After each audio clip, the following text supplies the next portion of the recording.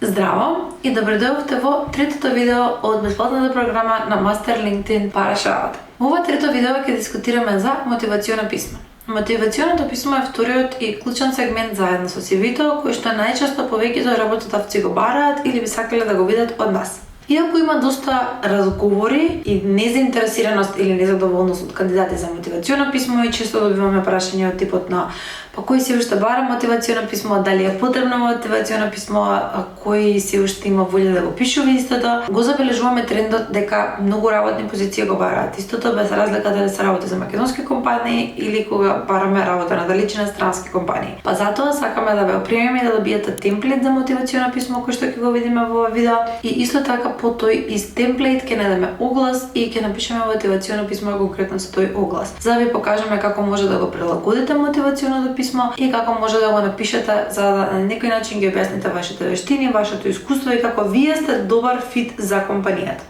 Ајде да го разгледаме темплетот за мотивационо писмо и да видиме кои се клучните елементи кои што мотивационо писмо ги требало да ги има. Значи, како што гледаме горе, темплетот почнува со вашите лични информации, име, презиме, адреса, град, телефон, мејл. После тоа име на менаџерот за вработување. Доколку го знаете менаџерот за вработување или доколку огласот е на LinkedIn и можете да го видите името на менаџерот за вработување, слободно земете го името и ставете го тука. Доколку немате име на менаџерот за вработување или не знаете на кого му се обраќате, најдобро да оставите генерално обраќање кога се работи за пишувањето на мотивационо писмо. И од тука продолжуваме на информациите за компанијата, односно името на менаџерот за вработување, како што спомнавме, име на компанијата, адреса и останати информации. Почнуваме со генерално обраќање и почнуваме со првиот дел. Во првиот дел кажуваме дека имаме ентузијазам за работата и клучно е да наведеме зашто имаме ентузијазам. Односно, во првиот дел е клучно да ги споиме нашите вештини, нашиот сет на вештини и знаења кои што веќе имаме развиено,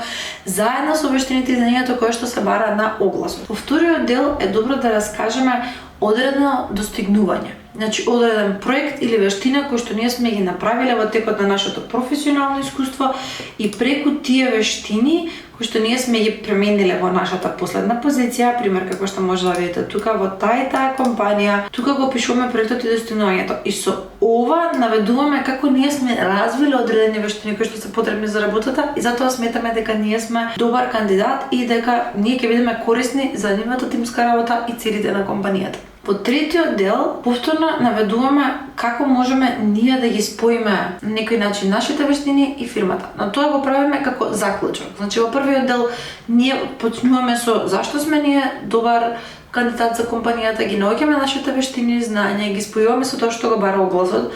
Во вториот дел даваме наш пример кој што сме го сработиле на работа или доколку немаме до сега работно искуство, наш слободен проект кој што сме го направиле волонтерски, додека сме биле во одредена организација како волонтери или можеби и проект што сме го сработиле во наше слободно време за нас или можеби проект кој што е бил фриленс, не е важно од каде е проектот, важно е да наведете како преку тој проект вие сте ги развили и усовршиле вештините кои што се потребни во оваа компанија.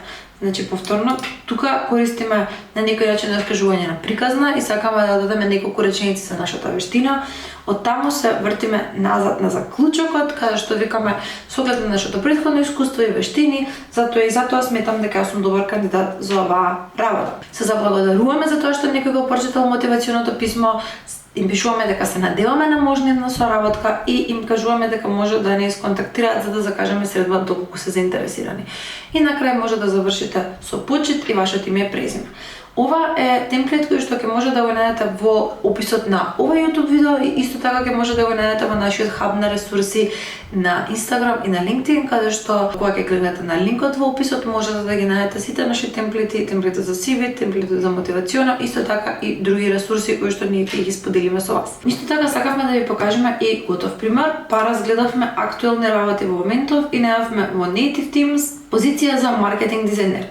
И поради тоа што едно од CV-ата кој што ја гледавме тој пат беше CV за дизајн, решивме по тоа CV да аплицираме на оваа работа и да ги внесеме информациите од CV-то во ова мотивационо писмо за оваа работа, па да можеме да видиме како би изгледал готов производ. Овдека почнуваме повторно со нашето име и презиме, адреса и лични информации кои што нема да бидат во ова видео заради тоа што сакаме да задржиме приватност. Од таму генерално контакт и фирмата во која што се обраќаме. И тука веќе почнуваме, како што гледате, доколку компанијата имате ставено, можеби и не мора да навлегувате толку како град, поштански код и слично. Затоа што веќе знаеме на кого се обраќаме. Почитуваме со името, па како што може да се види, го пишуваме во писмо за да изразиме интерес за одредена позиција, како што кажавме маркетинг дизајнер во Native Teams, што има на нивната веб страна.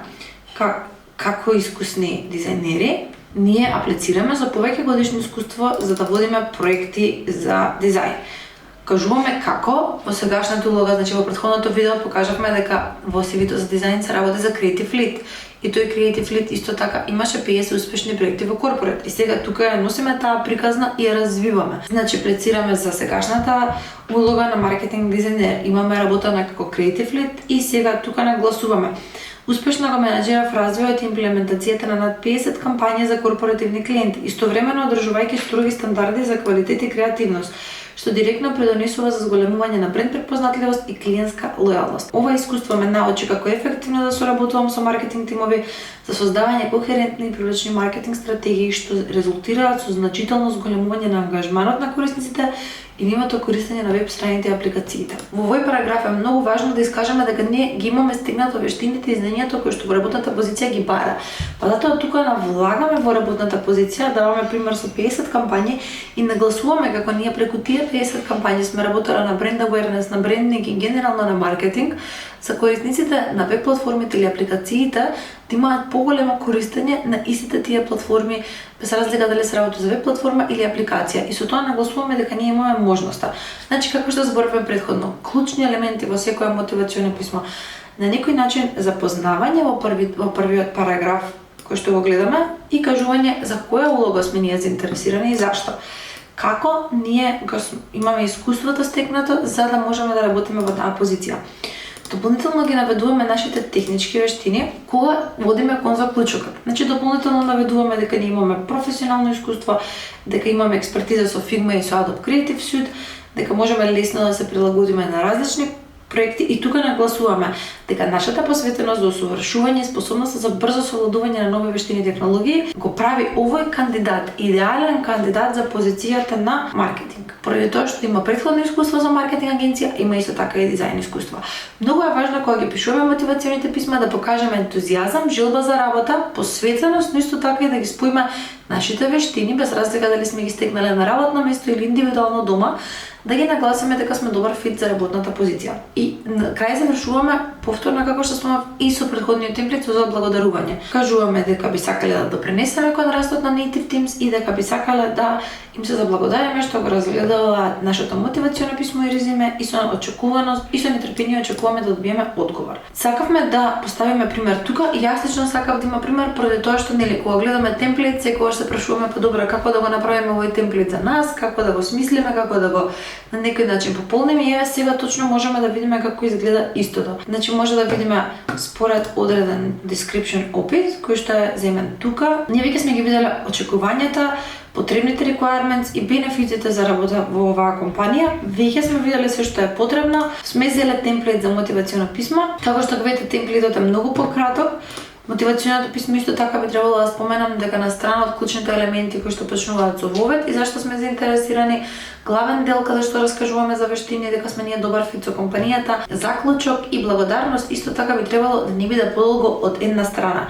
Значи, мотивационото писмо и CV-то секогаш би требало да бидат една до две страни. CV-то една до две страни, мотивационото писмо идеално секогаш би требало да биде една страна. И со ова веќе се ближиме кон крајот за видеото за мотивационо писмо. Го видовме темплетот. Идеално темплетот би требало да се задржи на една страна, како што спомнав претходно, и од таму да се испрати на менаџерот кој што го води процесот за вработување заедно со CV-то. Најчесто